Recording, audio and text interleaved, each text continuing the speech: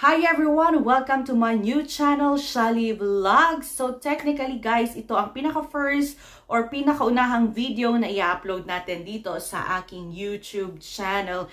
And bilang isang tao na gustong-gustong nag-vlog, gusto kong i-share sa inyo a portion or a part of my life. Gusto ko ding i-share about my work, my travel, ganyan. And by the way, I work here in Israel as a live-in caregiver. So there, i-share ko sa inyo kung paano ba yung work ng isang live-in caregiver dito sa Israel. Syempre, i-share ko din sa inyo yung mga cultures nila, mga traditions, holidays, ganyan. And about din sa food nila, kung paano ba yung food nila dito. Kasi alam nyo ba guys, before ako nag-apply dito as a caregiver, isa sa pinaka-concern ko is yung kanilang food and language. So pagdating sa food, tinanong ko sina ate kasi gusto kong malaman kung madali bang i-prepare, diba? At least naman pagpunta na din dito, at least may idea na tayo kahit konti kung paano i-prepare yung mga food nila, kung mahirap ba, complicated ba, ganyan.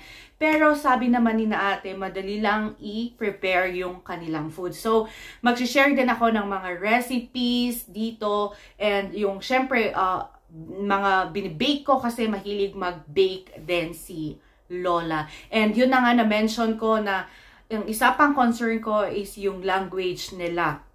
So, gagawa din ako ng videos about Hebrew lessons, pero very basic, pero at least, diba, it might help you lalo na sa mga gustong mag-work dito. Kasi, very, very important na may knowledge tayo sa kanilang language. Kasi alam nyo ba guys, nung first time ko na nag-work dito, though nagbasa-basa na ako ng mga Hebrew words, ganyan, nag-memorize ako, as in doon ako nahirapan sa communication. Kasi si Lola, talagang purely Hebrew yung salita niya, hindi niya alam mag-salita ng English. So, slowly, little by little, natutunan ko naman, pero hindi pa ako ganun ka-expert sa Hebrew language.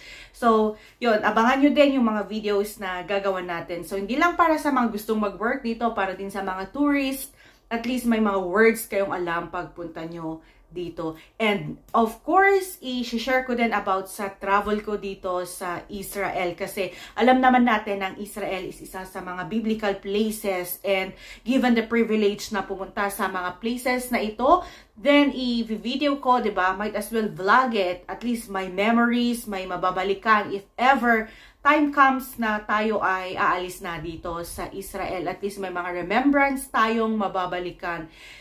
So there you go guys. Baka naman pwedeng i-share nyo sa inyong mga friends din ang ating YouTube channel. Baka makatulong sa kanila, malay nyo.